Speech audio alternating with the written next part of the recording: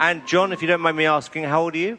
I am 82 years old. No. Let the bodies hit the...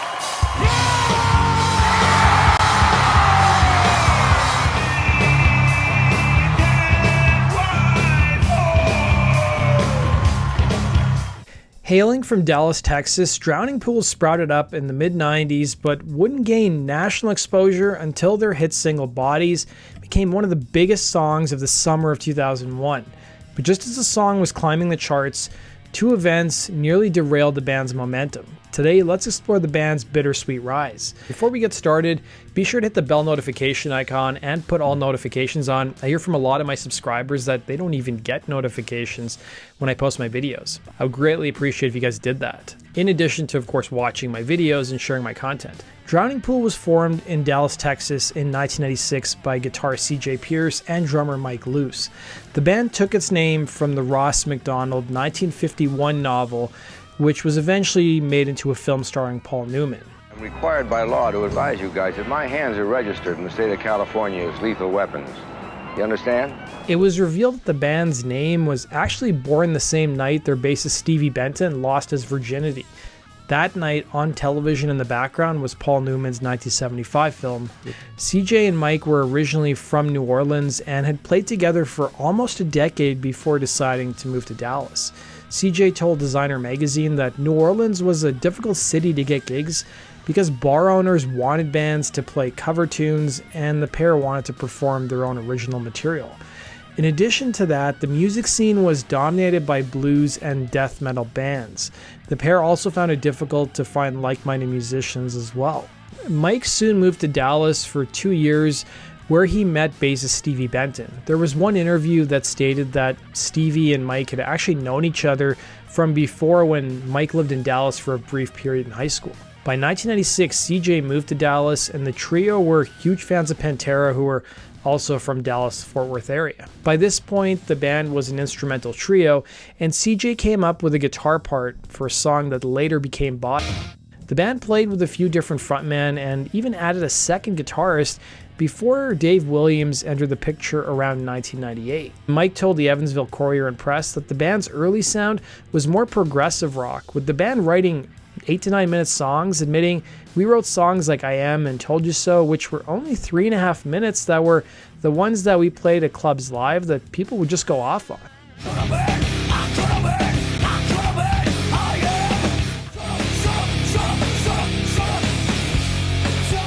This resulted in the band shifting their sound to be more metal, and they also started to write shorter songs, and they also parted ways with their singer at the time and their second guitarist, who wanted to go in a more complex musical direction. Williams soon started fronting Drowning Pool, and the band solidified their lineup. Williams was a veteran of the Dallas music scene, having performed with different bands for over a decade. One count put the number of bands he played at around a dozen or so before he joined Drowning Pool. Some outfits he played with included Cherry Lane, Mr. Love Dog, and Fugly. One of his friends early in Williams' career was Pantera guitarist Dimebag Darrell, who gave Williams the nickname Stage, with Dime supposedly telling him, "Man, you know what? You're on the stage 24 hours a day. Even when you're not on the stage, you're on stage. So I'm going to call you Dave Stage." Benton admitted to Louder Sound, "We actually always wanted to be Pantera, but by the time our first album came out, bands like Limp Bizkit and Korn were popular, so when Bodies became really popular, the logic was that we also must be a nu metal band like Limp Bizkit."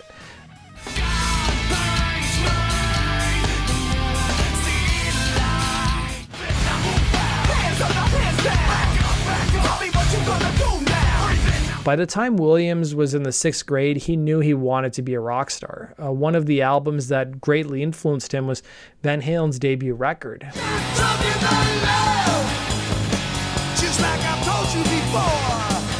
Williams' father was a carpenter and his mother a teacher, and they were deeply religious and disapproved of their son's penchant for hard rock and metal. His upbringing and religious surroundings influenced the lyrics he'd later go on to write, something we'll talk about in a bit. There was one point in Williams' teenage years where he wanted to play guitar, but showed up to a band practice only to learn there was no amp for him to plug into, so he switched to singing. Benton reflected on Williams joining Drowning Pool telling Louder Sound, "Dave was a real firecracker. You just never knew what was going to happen. The life of every party to the point where if there wasn't a party, he would create one just to become the life of it."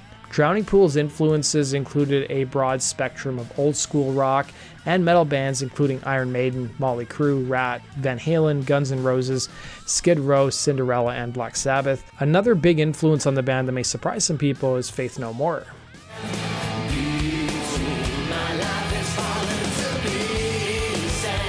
The band's ambitions in the early days were pretty modest. They started a band for fun, maybe to just make some beer money, and that was it. But over time, they started to play to larger audiences, which soon swelled to 500 to 600 people a night. But their penchant for hard partying resulted in the band losing money. As they started to draw bigger crowds, it wasn't out of the ordinary for the promoter to offer them maybe $200 a gig, only for them to drink their tab and then drink another $300 on top of that. So by the end of the night, they may actually be owing money like $100 to the venue owner. The band for many years played dive bars in Dallas, and the four of them were at one point living in Luce's one-bedroom apartment. But it was upon securing a booking agent, they were able to land some gigs in more regional areas like Louisiana and Oklahoma, and also get some big opening slots like for groups Seven Dust and Kitty. The band soon cut a demo tape at a friend's house in Dallas and continued to play live gigs. The group's demo soon started getting played on local Dallas station KDGE, and soon enough MTV and rock radio were hailing Drowning Pool as the next big thing. Their lawyer sent their EP, which they cut Pieces of Nothing, to Creed's label Wind Up Records, who signed them in 2000. Now this part may surprise you. It wasn't Bodies that got Drowning Pool signed. Benton recalled, "We'd recorded the song Tear Away that local radio stations really liked and ended up playing lots. But when Wind Up heard the full record, they said they were going with Bodies as the first single. Straight away I thought, that's it, our career is ruined before we've even started. Shows what I know."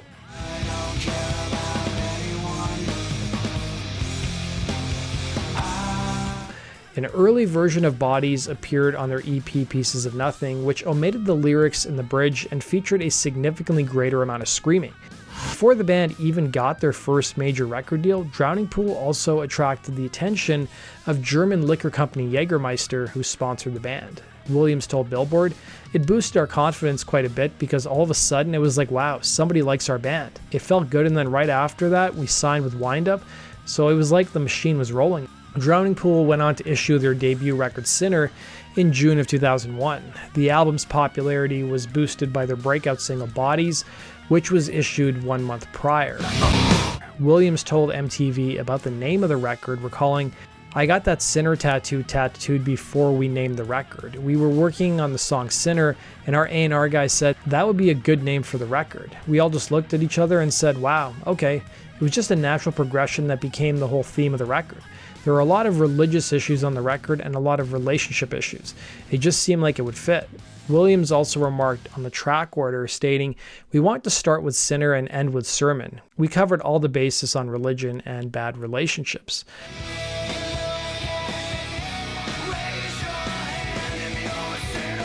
So where did the inspiration for the song Bodies even come from? The band remarked that they hadn't really heard a good moshing song in quite a while, and they decided to just write one on their own. They cited Caught in a Mosh by Anthrax and any Pantera tune as a good moshing song.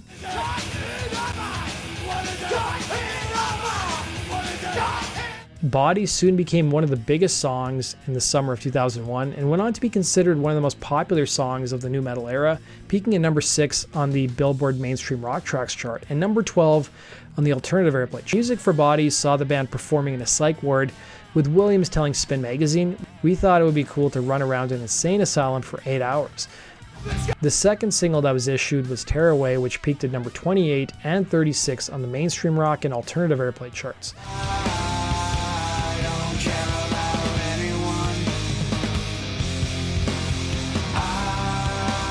The band got a further boost after they were added to the 2001 lineup for the traveling Ozzfest tour.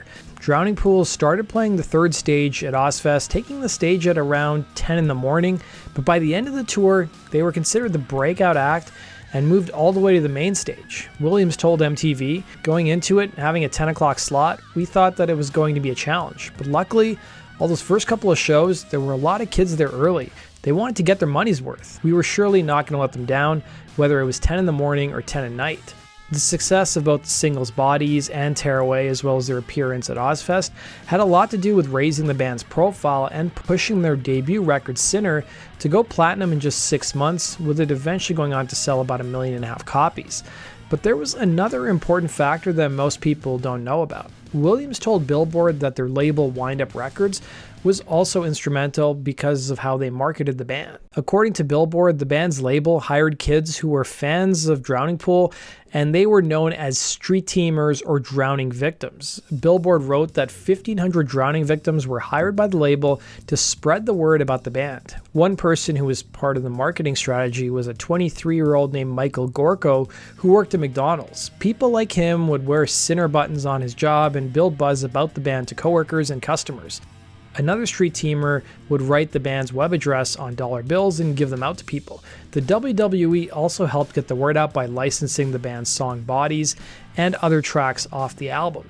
Sinner was peppered with Williams' thoughts on organized religion and its shortcomings, a personal reflection on his upbringing. But while many people may point to the scripture as being flawed, Williams didn't see it that way. Instead, pointing the finger at people, telling the Orlando Sentinel, it wasn't so much focused on a belief so much as a single man, the preacher. All of a sudden, that guy becomes the focus, and that's not the way it is. He added that he remembered being a young kid and being at church one morning and hearing the preacher tell the congregation to smash their televisions because messages from Satan were being broadcast on them. He added, "My dad looked at me and said, 'There's a Cowboys game on at noon, and I don't think that's going to happen.'" Williams added to Hit Parader, "I have nothing against religion, I just have a problem with some of the messages that it promotes. Religion doesn't seem to have much flexibility. They have to recognize that all the people can't follow the same set of rules. We've all broken those rules at one point or another. In the eyes of religion, that makes us all sinners." Because of the religious themes found on the band's debut album, they were sometimes compared to label mates Creed.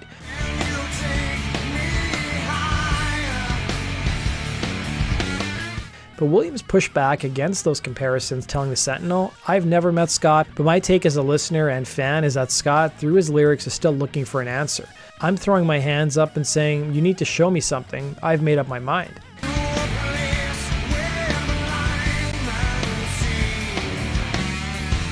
As Drowning Pool was gaining momentum, they soon hit a wall. Shortly after 9/11, the band's hit Bodies was removed from Clear Channel-owned radio stations because of the line "Let the Bodies Hit the Floor."